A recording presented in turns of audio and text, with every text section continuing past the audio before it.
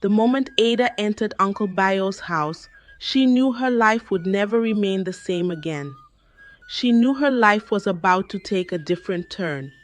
She could feel all was not well, and her living condition in Uncle Bayo's house would change her life forever. But does she have a choice? Bayo is her only hope, and her journey of endless pain and torture just began that day. Mr. Sheen and his wife, including their eldest son, Femi, were set to attend the naming ceremony of a family friend in Ikorodu, just a few kilometers away from where they lived in Aja. Despite the crying of Lola, her mother, Bowden, told her to stay behind and help her sell her goods in the store. Lola had begged her parents not to go for the naming ceremony, but was quickly dismissed, and her parents believed it was because they asked her to stay back home. But that was far from it. Lola had a natural gift of seeing what is about to happen a few hours before they eventually occurred, but her parents, especially her mother, never believed her. Lola knew her parents and her elder brother were going to die, but she couldn't stop them because no one believed in her. She couldn't stop crying when her father eventually drove outside and they left inside the shop. She cried for God to change what she had seen, but it was too late for her fate to change. A few minutes into the drive, the incoming truck lost control and overran Mr. Shun's car, killing all the family members instantly. No one survived. The three family members were gone, leaving only Lola to face the tough reality of life. As they brought their corpses back to the house, Lola cried her eyes out, calling them to wake up. Daddy, Mommy, Faye, you all promised to take care of me. Where will I continue from? Mommy, please wake up. I am only 15 years old. Please take me along with you, Mommy, Daddy. Remember your promise to sponsor me to College of Medicine. Who will do that now? Please wake up. Uncle Bayo and a few family members and friends were around for the burial arrangements. They couldn't control their tears as Lola cried. They couldn't believe Shagun and his wife and their eldest son died in one day. But how will Lola continue? They all asked while crying. After the burial and the 3 days prayers at their home in Aja, Ada will be following Uncle Bayo to live with him in Abuja. That's the only option left. Only her cannot stay in their house in Lagos. Only her cannot stay in their house in Lagos. She needs a father figure in her life as a teenager, and Bayo, the only uncle she has, will be playing that role. Their journey was later delayed for 2 days. Bayo told Lola he would need to sell her family properties, open a bank account and save it in her name, and have access to it when she turns 18 because she's naive and still young. Lola never knew the amount her father's house and car, including her mother's provision store, was sold. She never followed Uncle Bayo to the bank and was only told the money had been deposited in an account opened in her name. She couldn't question him, but only believed her uncle cannot cheat her. The night of the journey, the reality dawned on Lola. God, what did I do that you decided to take my parents and my brother away from me? Please take my life so I can be with them in peace. She became more afraid when she realized that Uncle Bayo, despite being rich, is still single at 45 and was once arrested for raping a neighbor's child where he lives and took the intervention of her late father before he was released. In the morning, as she carried her small duffel bag and entered Bayo's dusty Toyota Camry, she could only muster a silent prayer. Father, Mother, I've always liked to be with you, but I don't know why you decided to abandon me. Please look over me. Let your spirits guide and protect me. Don't allow me to suffer, she said with tears. Lola, you need to stop crying. Remember, I am your uncle. You are my daughter. Just know you are going to live with your uncle, and I promise to be a father to you. May God punish me if I ever do anything bad to you. So please be my daughter, and I will give you all what my brother would have given you. Bayo was full of tears as he assured Lola of her safety with him inside the car. Lola was skeptical. If he was this good, why would he rape an innocent girl of 12 years? Was he accused wrongly? She questioned and quickly shifted her mind from there in order not to bother herself. When Lola entered Uncle Bayo's house, she knew her life would never remain the same again. She could see her future burning before her eyes. She knew her life was about to take a different turn. But does she have a choice? Bayo is her only hope. This is my room. Keep your bag here. You will be staying with me in the same room. You know you are my daughter. I need to look over you. Uncle, is this your own house? Lola asked. Yes, I built it. It's all mine, he said. Lola thought carefully and said, since there are other rooms, it's better I stay in my own room, sir. It's still the same house. You can always check on me. It's a nice idea, too. Follow me. Let me show you your room then, Uncle Bayo said. At night, inside her room, Lola became more afraid of her uncle. She imagined his plans towards her that made him say she should be staying in his room. She thought of running away as soon as possible, but she had nowhere to run to. Neither did she know anyone in Abuja, aside from her uncle. She could only pray and call on her parents' spirits to look over her from heaven as promised. Uncle Bayo registered Lola in one of the schools in his neighborhood to write her senior secondary school examination and prepare for university. Lola became free with him and faulted herself for having a wrong notion of her God-fearing uncle. Bayo checked on Lola every night to make sure she's okay and told her to inform him if there's anything she needs. Because of this, Lola doesn't lock her door at night because she knows her uncle could come in at any time to check on her. That night, Lola was fast asleep when Bayo went inside Lola's room. He became lost in her beauty and decided to let his inner devil control him. Lola was woken up by his hands caressing her back. I know you are tired after today's school activities. I just want to massage your back. No, sir, I don't need it. I am okay, please stop. Lola's pleas fell on deaf ears. Bayo pinned her down from her back, pulled up her shirt, and had his way. Uncle, please stop. It's hurting me. It's paining me. Please stop. This is not massage. It's penetrating me. I am dying. Please stop. Remember, you are my uncle. Remember, you promised to take care of me. Please stop. It's because I am your uncle. That's why I am doing this. This is a massage. You are now a big girl, he said as he continued to pounce on her.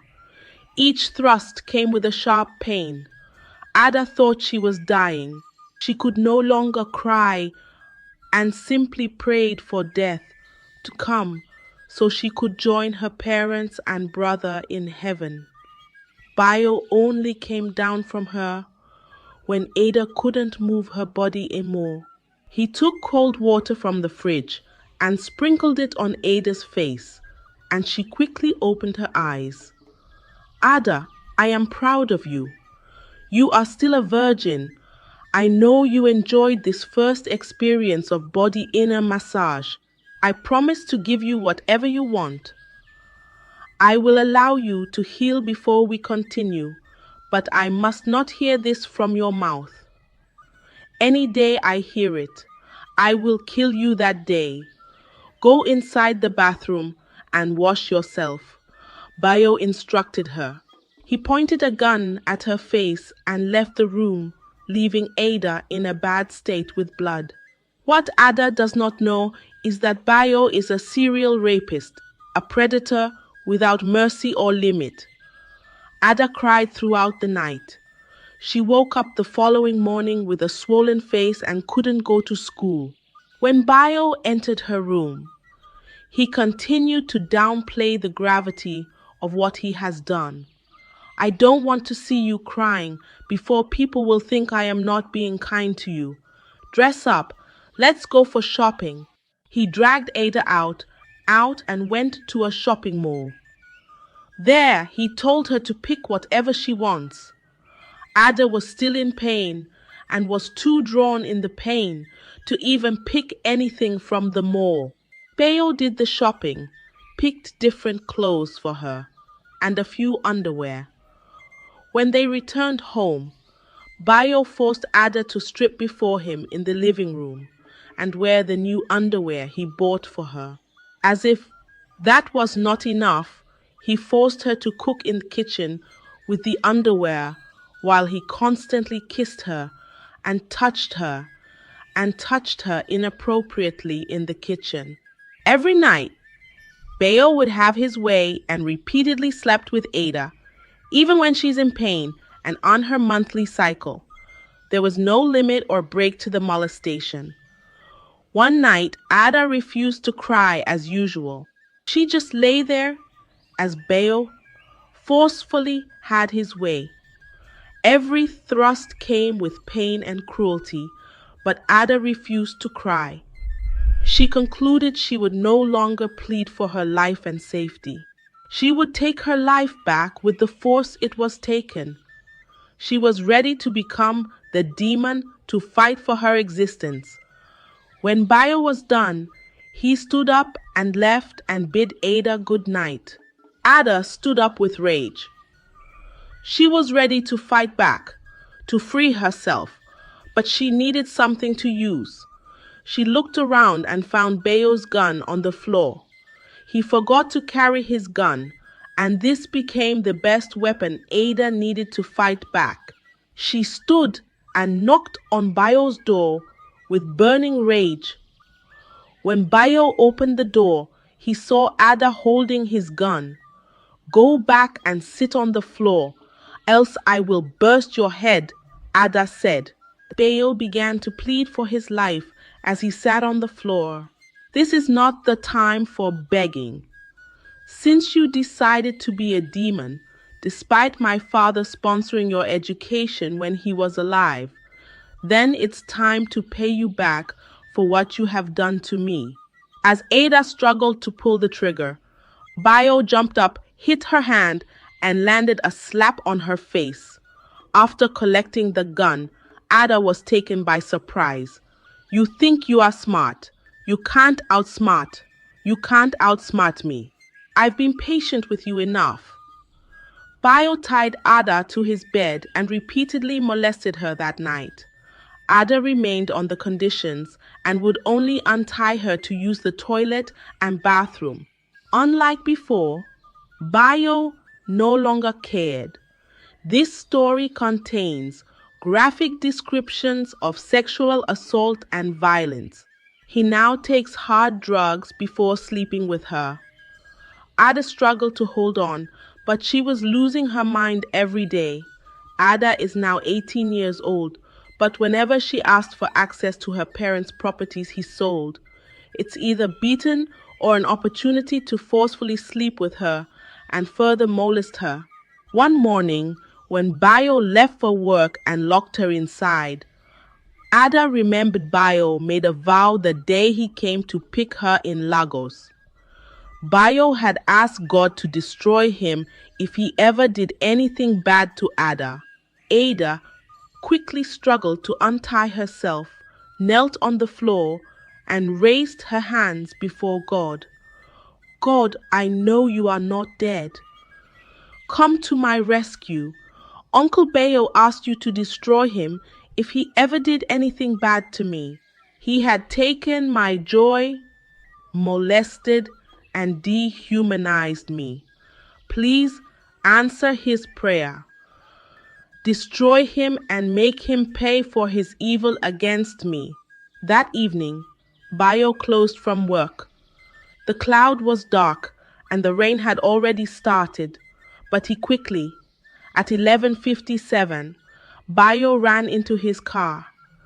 He enjoyed molesting Ada when it was raining. He was ready to rush home as usual and start his evil work. As he tried to start his car, there was a loud thunder that shook even the building of his company. His colleagues rushed out to find what had happened. They were all shocked by what they saw. Bayo was thrown out of his car by the thunderstrike, lying motionless on the ground.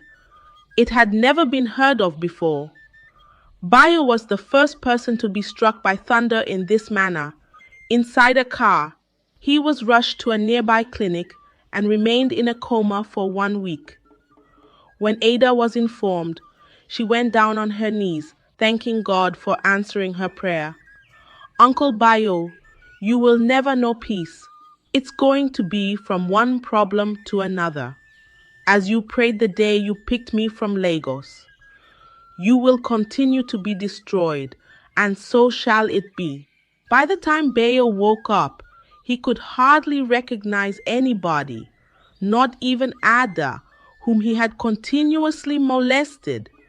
He continued to receive treatment in the hospital.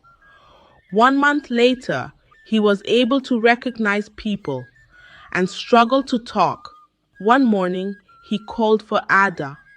Upon her arrival at the hospital, he begged for her forgiveness. Ada, I know I have wronged you. Please find it in your heart to forgive me. Forgive me, for the sake of God. Don't let me die carrying this burden of guilt with me. Please forgive me. I don't know what came over me. It wasn't me. It wasn't me. It was the work of the devil, Bayo said, with tears in his eyes, on the hospital bed. To demonstrate his apology, he ordered his lawyer to make a withdrawal of 80 million naira from the proceeds of Ada's father's properties, which he had sold and denied her access to. Bayo confessed that he had never opened any account for Ada and didn't know how he forgot Ada was his niece. Ada stood there at the hospital, watching Uncle Bayo confess his sins. The images of how he had continuously raped, beaten, and dehumanized her played continuously in her head. After a few minutes of silence, Ada finally put herself together and said, "You don't deserve to be alive, sir. You are a demon among men. This is the beginning of your ordeal. God will reward you for what you did to me. You destroyed me. God will reward you for that. If you are healthy, you will continue with your evil. It needs to stop. For that, I can't forgive you. You will get what you deserve." She left the hospital crying. Bayo's lawyer ran after her, pleading with her to wait. She only collected his office card and left. The following day, Ada met Barrister Kell, Bayo's lawyer, and started the process of retrieving her parents' assets. She was able to recover her parents' assets and return to Lagos to enroll in school to write her senior high school examination and prepare for university. Meanwhile, Bayo's health kept deteriorating. Some of his colleagues at the office visited him initially, but soon everyone stopped caring. He had no one to look after him. But this was just one of his challenges. The main problem he was having was that he did not have inner peace. There seemed to be a voice in his head, constantly shouting at him, telling him to confess all he had done to Ada. Bayo did not want to confess because he couldn't even stand the truth himself. He now fully understood how cruel he was. But because the voice wouldn't stop, one day Bayo had a visitor and told him to invite the doctor. "I have something to say," Bayo said. The nurse standing close to his bed quickly came around too. Because the nurse was a social media enthusiast, she started recording. Bayo began to confess all he had done to Ada. The things he was saying were truly horrible, and the doctor and others who had gathered around could hardly believe it was possible for someone to be that cruel. But they knew no one would lie against themselves in such a manner. They all looked at him with disdain. Bayo wanted to be free from the voice in his head, hence the reason he confessed. The nurse who recorded him posted the video on social media, and it quickly went viral. Even after Bayo had recovered, he lived in shame. News outlets began hosting broadcasts, asking anyone Bayo had harmed to come forward so he could be charged in court. But Ada was in school now. She did not want to be involved with Bayo at all, so she refused to come out. However, because the case was so serious and had gained public attention, people were asking the government to intervene and punish Bayo so other pedophiles would learn. The government intervened. They traced Ada, and eventually she affirmed that she had suffered in the hands of Bayo. She told the government agents that she would prefer to remain anonymous, as the attention might distract her. They obliged. They protected Ada from the media and ensured the case reached its conclusion. Bayo was eventually arrested and charged in court. At the court, he saw Ada and charged at her. "I regret that I tried to be good along the line." "Why can't you let good along the line? I am going to jail when I'm sure you are also enjoying it. Foolish girl, I regret giving you money." Prior to this, Ada had thought there was a possibility Bayo had changed, but his actions now showed her he had not. The police quickly restrained Bayo. He was sentenced to 30 years imprisonment. Ada had to register for therapy. Her healing process was slow, but she was determined not to let what happened break her. Ada turned all the bad in her life into strength and poured it into her academics. She graduated as the best robotics engineering student from the University of Lagos and the best graduating student in her faculty. Because of her experience with Uncle Bayo, Ada finds it difficult to trust men.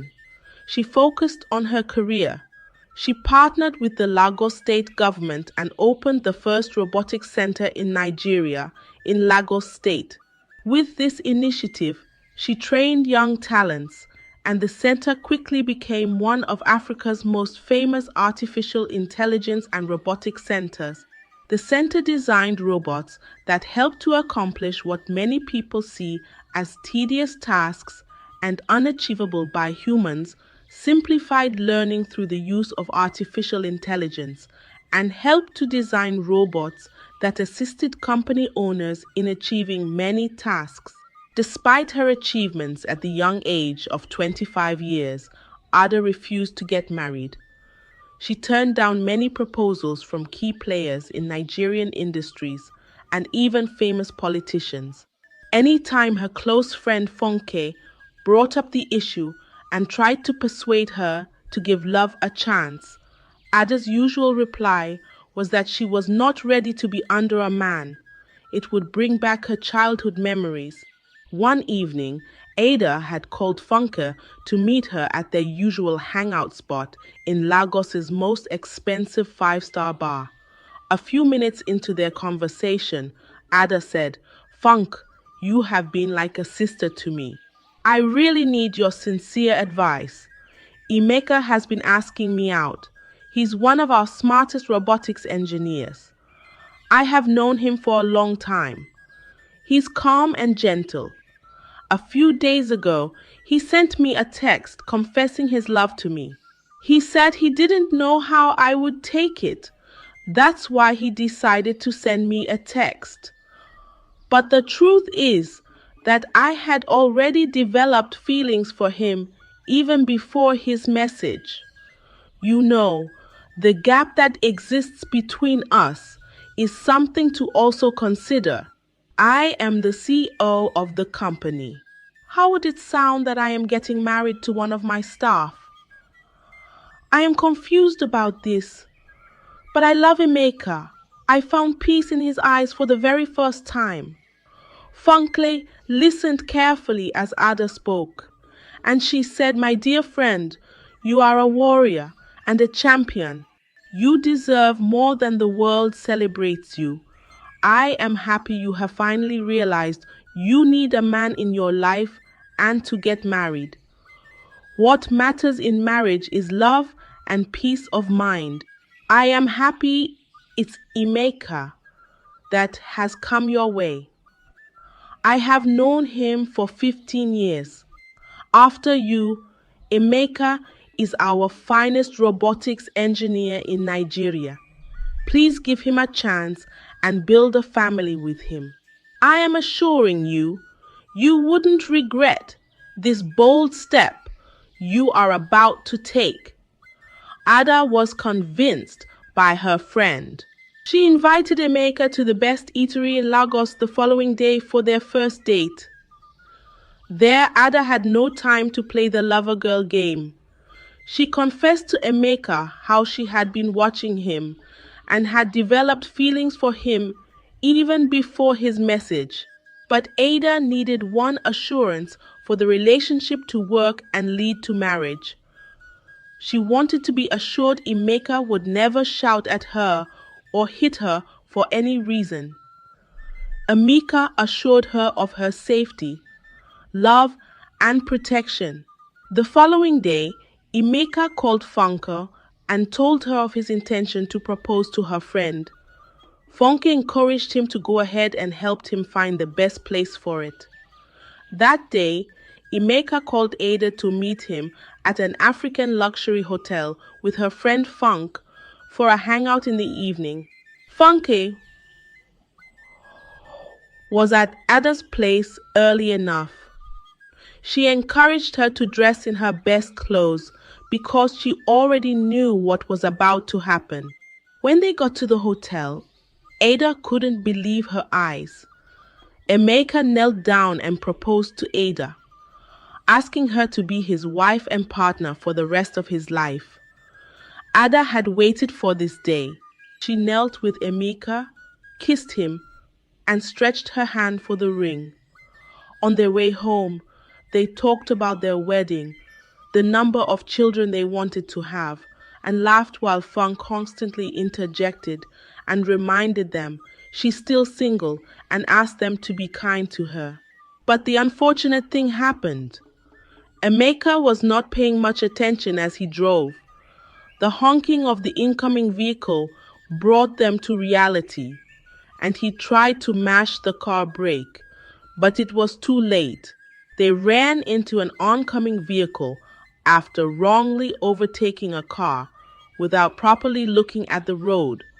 Their car somersaulted and landed in a ditch.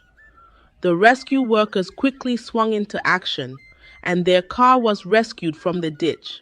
In the hospital, Ada, Emeka, and Funke lay motionless in a pool of blood. Neither of them could talk. Ada was quickly recognized as the CEO of the first robotics engineering company in Nigeria. After making arrangements with her company and given immediate treatment in Nigeria, they were taken to the United States for treatment.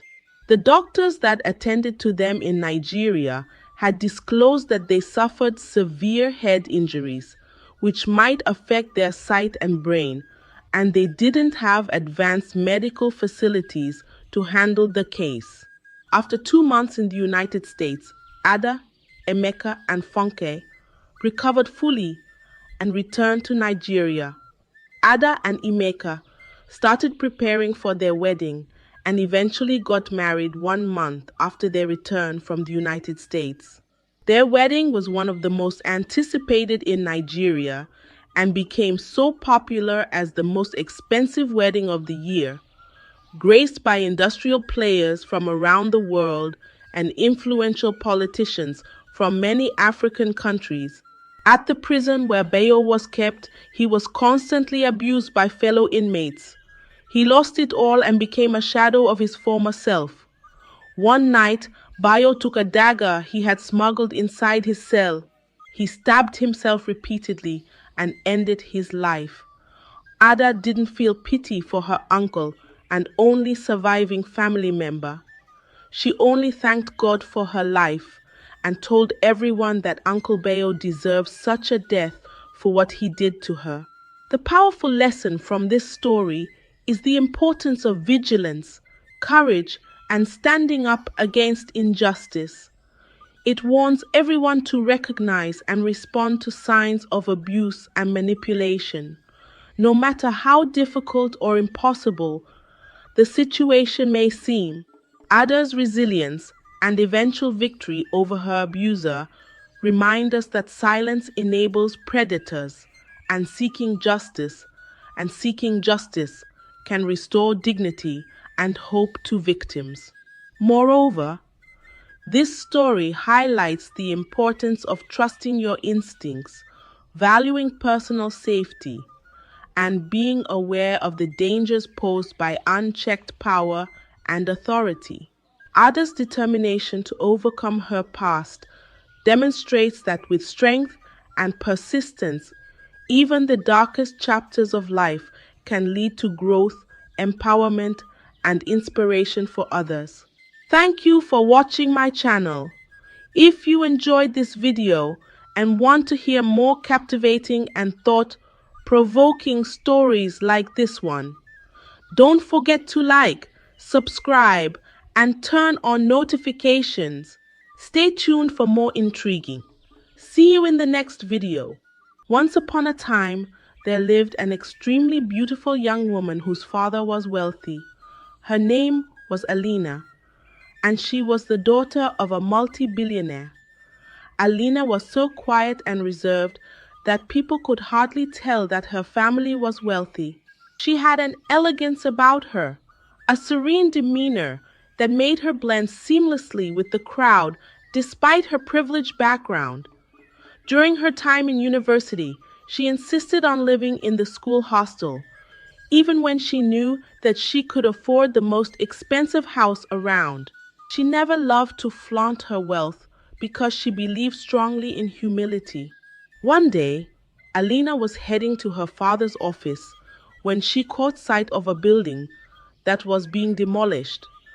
The air was thick with dust, and the rumble of falling debris echoed through the streets. Alina could not help but notice a young man who looked extremely devastated, his face pale and his shoulders slumped as though the weight of the world rested on them.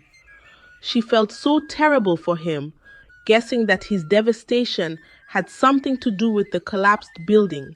She arrived at her father's office, but could not take her mind off the young man that she saw. The sight of him lingered in her thoughts, his despair pulling at her heartstrings. Alina decided to head back to the demolition site, where she came across the young man who was about to jump off a nearby bridge. Her heart raced as she saw him standing at the edge of the bridge, staring down at the raging waters below. Without thinking twice, Alina rushed towards the man. She pleaded for him not to end his life, and the man informed her that there was nothing left to live for. "There's nothing left for me. All that I've ever worked for is gone, my dream, my building, and even my will to live." His voice was hoarse, barely audible above the sound of the rushing water. Alina stepped closer, her voice soft but firm. "Ending your life won't solve anything. I don't know your story, but I know that you're worth more than this moment."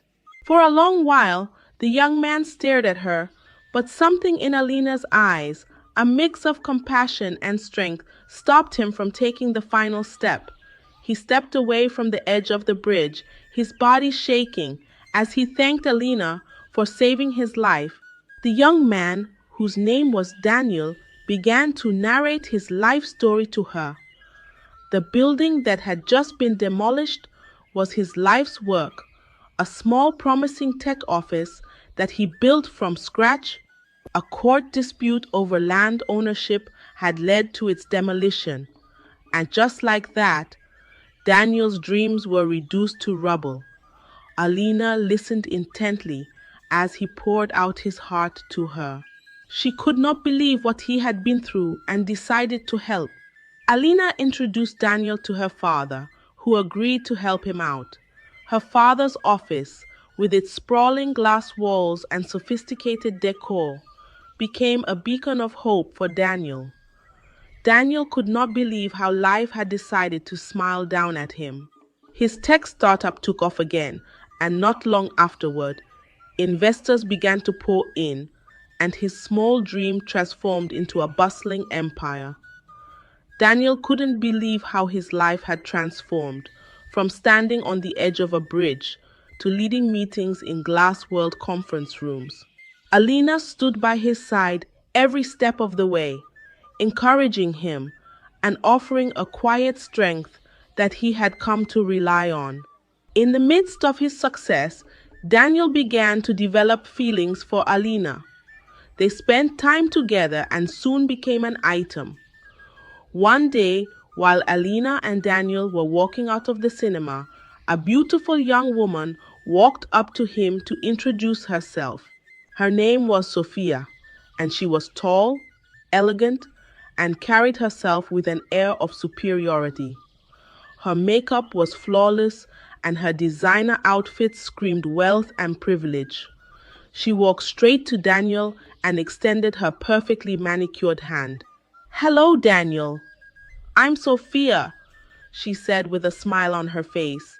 Daniel hesitated before shaking her hand, his mind wondering who she was. "Do I know you?" he asked as Sophia laughed softly, ignoring Alina, who was standing next to him. She ignored Alina completely, acting as though she was invisible.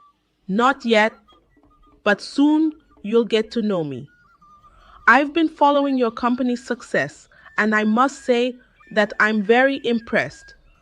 I think we have a lot to discuss over dinner, perhaps." She asked Daniel as she handed him her phone to input his number. Daniel, still reeling in shock, gave Sophia his number as she promised to give him a call. Alina, who was standing there all along, could feel her chest tighten. Sophia's blatant disregard for her presence was not just disrespectful, it felt like an insult to her very existence. But Alina kept her composure, trying so hard not to create a scene in public.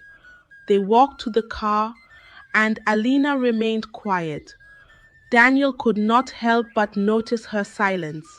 He reached out for her hand and asked if she was fine.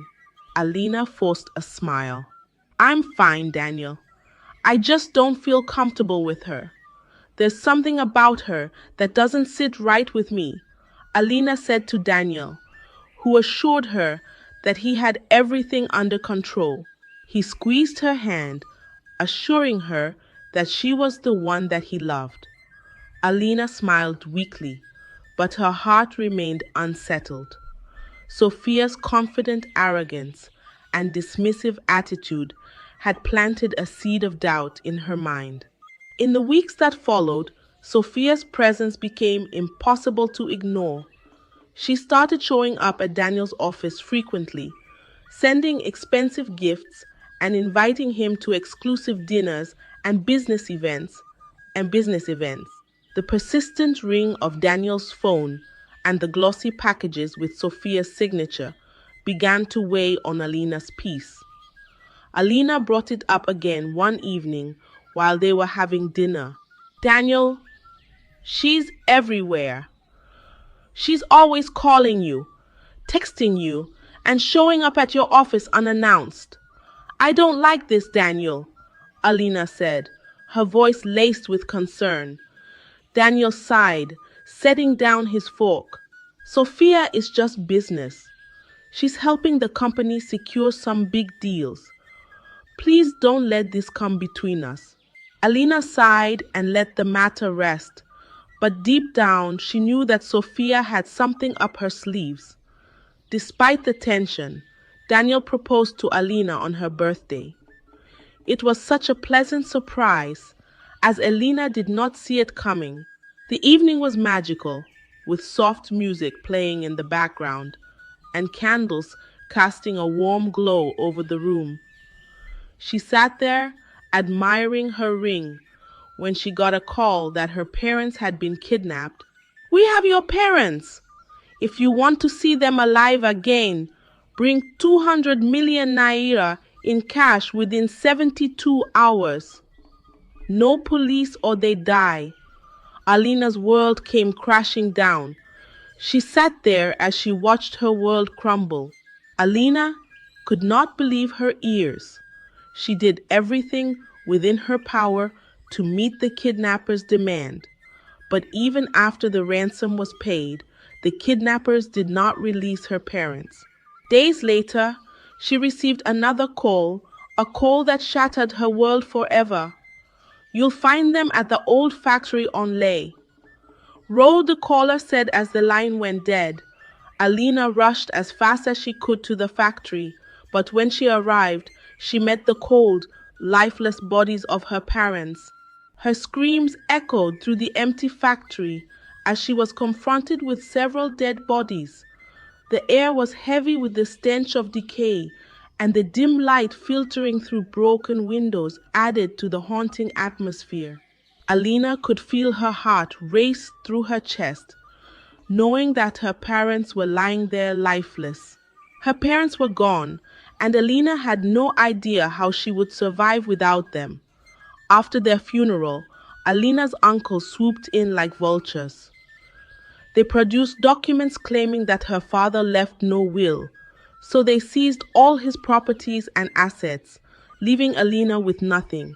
Alina, one uncle said, a woman like you has no right to inherit any property. You should count yourself lucky that will even let you keep the clothes on your back.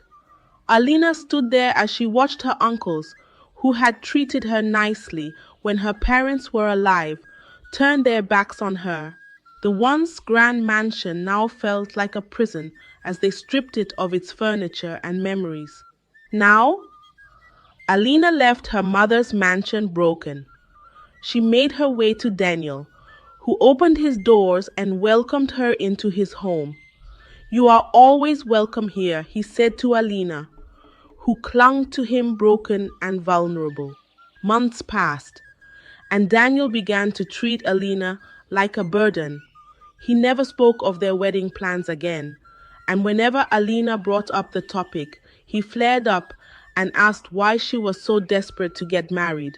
The love he had for her had fizzled away, and every day that passed was filled with more arguments.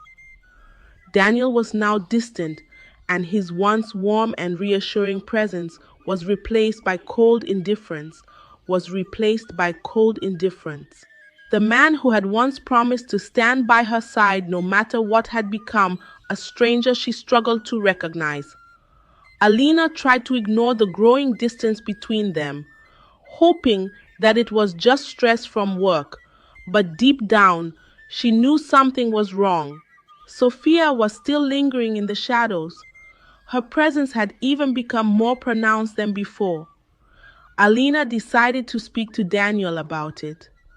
She waited for him to return from work, but Daniel did not return home that evening. She called him several times, but he didn't pick up.